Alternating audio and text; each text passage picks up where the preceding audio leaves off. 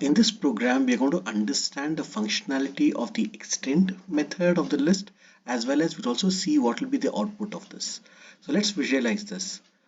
Statement number 1 creates a list with the three values 1, 2, 3, and statement number 2 where it creates another list with the values 4, 5, 6, and the reference referred to it is B.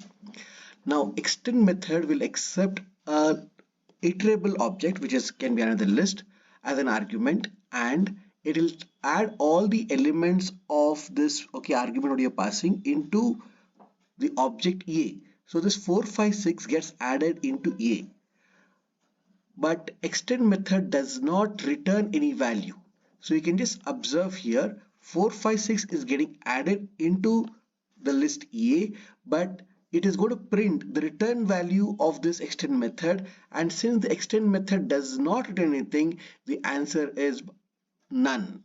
Fine. Thank you.